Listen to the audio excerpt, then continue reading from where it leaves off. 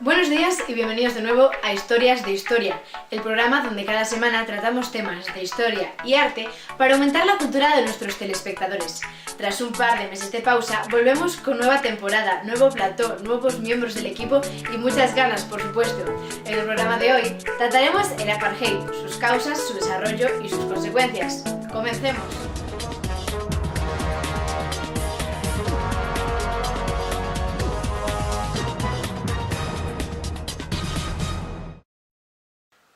Apartheid, condición de estar separados en Afrikaans, designa al conjunto de políticas de segregación racial y de organización territorial legalizadas por el gobierno de Sudáfrica desde 1944 hasta 1994, cuando a los negros se les permitió votar por primera vez en la historia del país. Este sistema de segregación racial consistía en la creación de lugares, tanto habitacionales como de recreo, para las diferentes razas, y además creía en la superioridad de la raza blanca y prohibía el matrimonio o incluso las relaciones sexuales entre blancos y negros. Hoy, como siempre, viajamos al lugar donde todo tuvo lugar y conectamos con Johannesburgo, donde vamos a hablar con Prince Edward Dlamini, nieto legítimo de Nelson Mandela, que tenía 16 años cuando toda esta tragedia terminó. Dinos, Prince, ¿qué nos puedes contar sobre lo ocurrido con tu abuelo? Buenos días, Alba. Me encuentro en Johannesburgo, ciudad donde actualmente estudio historia de Sudáfrica. Verás, todo comienza en 1910, cuando Sudáfrica, un territorio colonizado por Holanda, pasa a estar en manos de la Unión Sudafricana, formada por una minoría blanca británica que legalizó el racismo. Se remonta al 1910, cuando solo los blancos podían acceder al Parlamento. En 1912 se creó el Congreso Nacional Africano para luchar contra estas políticas injustas del gobierno.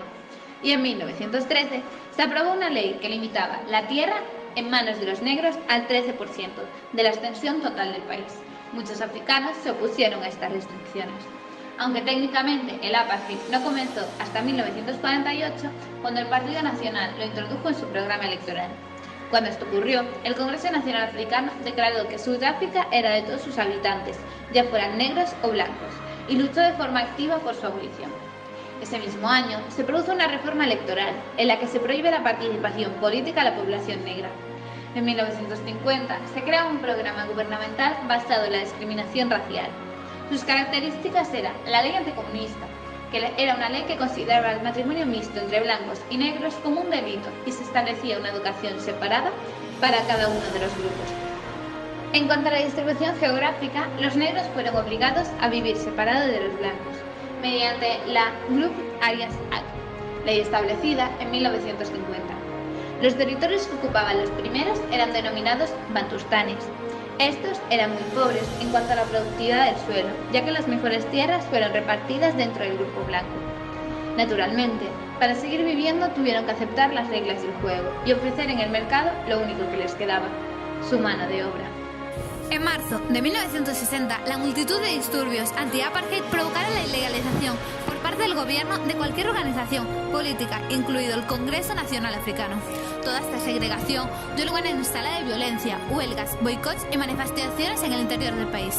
Y cuando fueron derrocados los gobiernos colonialistas en Mozambique, Zimbabue y Angola, el gobierno sudafricano se vio obligado a revocar alguna de estas restricciones. Y es por ello que en 1975 y 1985, el gobierno aprobó una serie de reformas que permitieron la organización de sindicatos negros y cierto grado de actividad política por parte de la oposición. Y fue durante esta época cuando yo ya había nacido y crecía rodeado de toda esta discriminación, cuando recuerdo cómo el hermano mayor de mi mejor amigo fue protagonista de una de las historias más conmovedoras que he oído sobre la raza.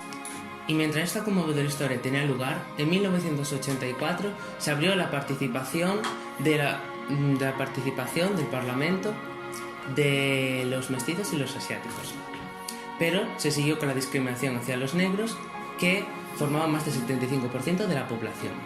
En aquella época también existían unos salvoconductos o pases en inglés que todo negro estaba obligado a llevar y que fueron suprimidos en 1984, junto con la prohibición de los matrimonios mixtos, que esto llevó que cientos de enamorados pudieran casarse libremente. Pero no fue hasta 1989, con Frederick William de Klerk en el poder, cuando el gobierno sudafricano entró resueltamente en el proceso de desaparición total del apartheid. se liberaron a los líderes anti-apartheid con penas de larga duración. Se terminó con la segregación de las playas y Nelson Mandela, activo luchador del movimiento anti-apartheid, fue puesto en libertad en febrero de 1990 tras 28 años de prisión. En mayo de ese mismo año se puso fin a la separación de hospitales y el 15 de octubre se derogó la ley que permitía la segregación racial en lugares públicos. En junio de 1991 el Parlamento procedió a la abolición total de las leyes fundamentales del apartheid. De ese modo fueron abolidas las leyes sobre la tierra, sobre la restricción de residencia y sobre la clasificación racial. Ese mismo año Mandela fue elegido presidente del Congreso Nacional Africano, participando directamente en las complicadas y largas negociaciones con el presidente del Partido Nacional de Klerk. Finalmente se alcanzó un acuerdo el 13 de noviembre de 1993 en el que se acordaba instituir en Sudáfrica un régimen democrático no racial ni sexista, basado en el principio enarbolado por los luchadores negros de una persona, un voto. Como reconocimiento al éxito de estas difíciles negociaciones, Mandela y de Klerk compartieron en 1993 el Premio Nobel de la Paz. Un año después fueron las primeras elecciones libres de la historia de Sudáfrica, y Nelson Mandela fue escogido como el primer presidente negro del país, el 10 de mayo de 1994. Tras la aprobación parlamentaria en mayo de 1996 de la nueva Constitución sudafricana, se completó el proceso de democratización e igualdad entre todos los ciudadanos de Sudáfrica. En la actualidad, ya no existe el sistema de segregación racial como tal, pero siguen existiendo desigualdades económicas, políticas y sociales entre la población blanca y la población negra, como ocurre en tantos otros países del mundo. Pues sí, por ejemplo, debido a la ultrajante colonización y el sistema de segregación racial, la mayoría de los recursos siguen a día de hoy concentrándose en manos de los que representan menos del 20% de la población, lo que hace a Sudáfrica uno de los países con la distribución de la riqueza más desigual del mundo.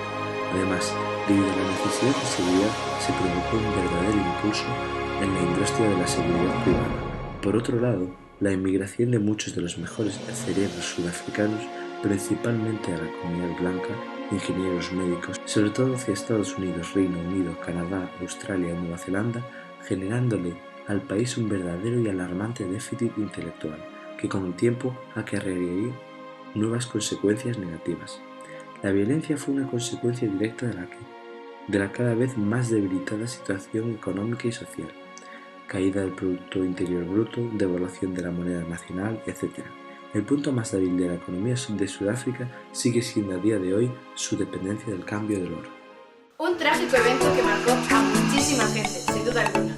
Esto ha sido todo por hoy, pero recuerden que volvemos el viernes que viene con más historia. En concreto hablaremos de la Guerra Fría, sus causas, su desarrollo y sus consecuencias.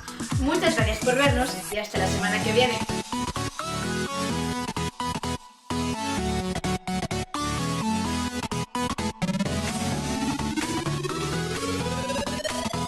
Grabando. Prevenidos.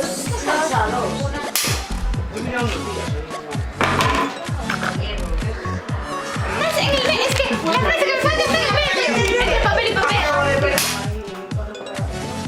O PAS en inglés, que todo negro está obligado a hacer una cosa. Bueno, aquí lo corto y queda divinamente. No digas, no te rías, joder. Vale. Hostia.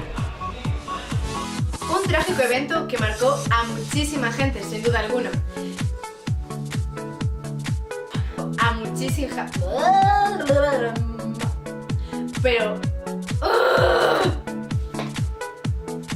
Hasta la semana que viene.